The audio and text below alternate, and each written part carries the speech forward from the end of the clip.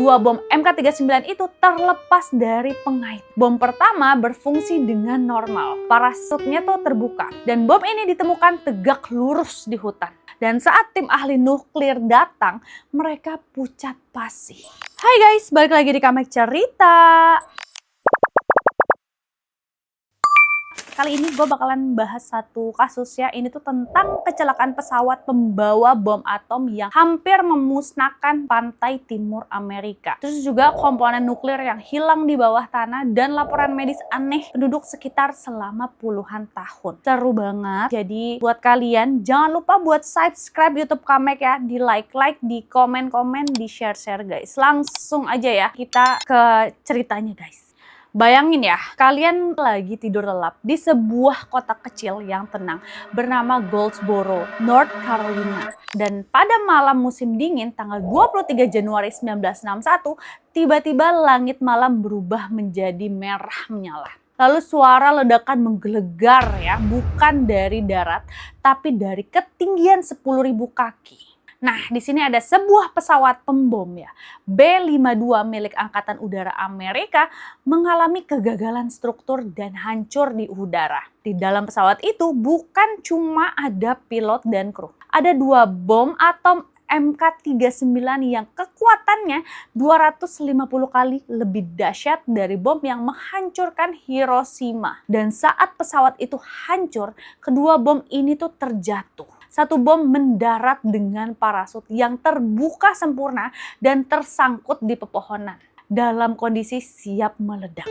Hanya satu saklar kecil yang mencegah seluruh North Carolina menjadi kawah radioaktif malam itu. Tapi bom kedua jatuh bebas tanpa parasut, menghantam rawa-rawa dengan kecepatan supersonik dan terkubur jauh ke dalam tanah yang berlumpur. Dan inilah bagian yang membuat bulu kuduk berdiri. Inti nuklirnya. Ini tuh bagian paling mematikan dari bom itu. Tidak pernah ditemukan sampai hari ini. Jadi saat kalian mendengarkan narasi ini, ada sebuah jantung bom atom yang masih aktif dan terkubur di bawah lahan pertanian seseorang di Goldsboro. Nah ya, selama video ini kita akan membedah kronologi kecelakaan ini, lalu operasi rahasia militer untuk menutupinya, dan fenomena medis aneh yang menghantui penduduk sekitar selama 60 tahun. Nah, mari kita masuk dulu ke aspek teknis yang sangat tebal ya. Di sini pesawat B-52 Stratofortress ya, itu tuh sedang melakukan misi rutin saat sayap kanannya tiba-tiba mengalami kebocoran bahan bakar yang masif. Dalam hitungan menit, pesawat itu tuh kehilangan kendali dan mulai berputar jatuh dan pilot memerintahkan kru untuk keluar. Tapi pesawat itu meledak di udara sebelum semua orang sempat menyelamatkan diri. Dua bom MK39 itu terlepas dari pengait. Bom pertama berfungsi dengan normal. Parasutnya tuh terbuka. Dan bom ini ditemukan tegak lurus di hutan. Dan saat tim ahli nuklir datang, mereka pucat pasi. Dari 4 sistem pengamanan yang seharusnya mencegah ledakan, tidak sengaja 3 diantaranya gagal guys. Hanya satu saklar manual yang masih berada di posisi safe. Dan jika saklar itu bergeser 1 mm saja karena guncangan, pantai timur Amerika akan hilang dari peta. Lalu di sini bom kedua mengalami skenario yang berbeda. Karena parasutnya tidak terbuka. Bom ini menghantam tanah dengan kekuatan yang setara dengan gempa kecil. Ia masuk ke dalam tanah berlumpur yang sangat lunak hingga kedalaman lebih dari 50 kaki atau sekitar 15 meter. Dan di sini tim militer segera mengepung lokasi tersebut. Mereka menggali selama berminggu-minggu dalam kerahasiaan total. Mereka tuh berhasil menemukan bagian ekor dan bahan peledak konvensionalnya. Tapi saat mereka mencapai kedalaman tertentu, air tanah pun mulai masuk. Dan penggalian menjadi sangat berbahaya. Akhirnya mereka berhenti menggali. Di sini mereka membeli hak pakai lahan itu secara permanen dan memagarinya dan pergi begitu saja meninggalkan inti uranium di bawah sana. Nah, untuk durasi yang panjang ini ya, kita harus bicara soal sains radioaktif nih guys. Inti bom yang hilang itu tuh mengandung uranium 235 dan litium 6 deuterite. Apa yang terjadi jika komponen ini terkubur di dalam air tanah selama puluhan tahun? Ini tuh yang terjadi adalah logam-logam ini tuh memang stabil ya jika tidak dipicu. Tapi casing bom itu tuh tidak dibuat untuk bertahan selamanya di lingkungan asam rawa-rawa. Nah, secara teknis ada resiko korosi. Jadi jika air tanah masuk ke dalam inti bom, ada potensi pencemaran isotop radioaktif ke dalam akuifer yang digunakan penduduk untuk minum dan mengairi lahan pertanian. Di sini militer Amerika selalu menyatakan bahwa area itu aman dan inti bom tersebut tidak akan meledak tanpa pemicu aktif.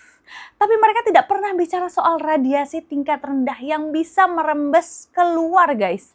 Dan penelitian independen menunjukkan bahwa di sekitar lokasi jatuhnya bom kedua, profil tanah memiliki kandungan mineral yang aneh. Beberapa peneliti menyebutkan fenomena mutasi botani, di mana tumbuhan di area tertentu tumbuh dengan pola yang menyimpang. Meskipun tidak ada ledakan nuklir, Goldsboro secara teknis memiliki sebuah reaktor nuklir alami yang terkubur dan tidak terkendali di bawah kaki mereka. Nah, ini adalah bagian yang paling jarang dibahas, efek pada manusia. Sejak tahun 1970-an, muncul laporan-laporan dari keluarga petani di sekitar lokasi penggalian yang ditinggalkan. Ada tren kanker yang sangat spesifik, terutama kanker tiroid dan leukemia, yang muncul pada garis keturunan yang sama. Namun yang paling mengerikan adalah laporan tentang hantu Goldsboro. Di sini penduduk sering melihat cahaya kebiruan yang muncul dari tanah rawa saat malam berkabut. Dalam sains, ini fenomena yang disebut radiasi Cherenkov, di mana partikel radioaktif bergerak lebih cepat dari cahaya dalam medium tertentu, menciptakan cahaya biru yang sangat indah tapi mematikan.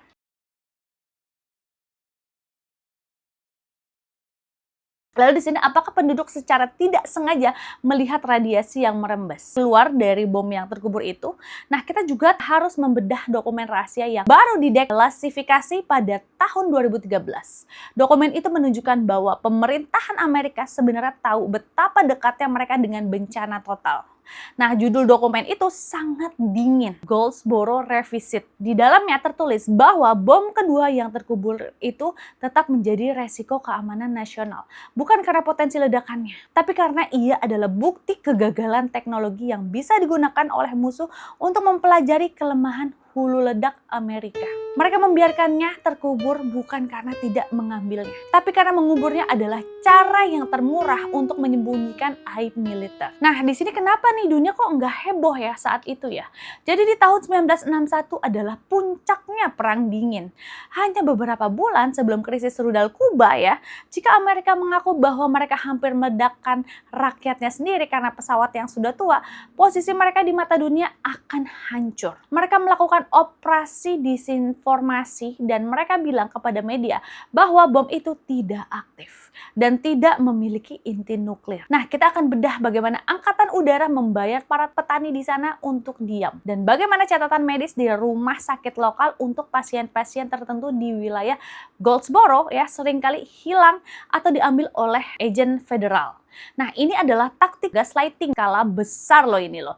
Masyarakat tuh dibuat merasa gila jika mereka menghubungkan penyakit mereka dengan bom yang jatuh puluhan tahun lalu. Bahkan hari ini, jika kalian mencoba membawa alat pencegah Geiger atau Geiger counter ke dekat lahan yang dipagari di Goldsboro, kalian akan didatangi oleh patroli keamanan dalam hitungan menit. Dan di sini tanah itu tuh secara hukum milik pribadi, tapi dijaga dengan protokol instalasi militer tingkat tinggi. Jadi apa nih yang sebenarnya mereka jaga ya? Apa mereka menjaga bomnya? Atau mereka menjaga rahasia tentang apa yang telah merembes keluar dari bom itu ke dalam darah penduduk North Carolina? Nah, kasus Goldsboro adalah pengingat bahwa senjata yang kita ciptakan untuk melindungi kita seringkali menjadi ancaman terbesar bagi kita sendiri. Di sebuah lahan jagung yang tenang di North Carolina, terkubur sebuah mahakarya kehancuran yang menunggu waktu untuk berkarat sepenuhnya. Dan keadilan bagi para penduduk yang terdampak radiasi mungkin tidak akan pernah datang.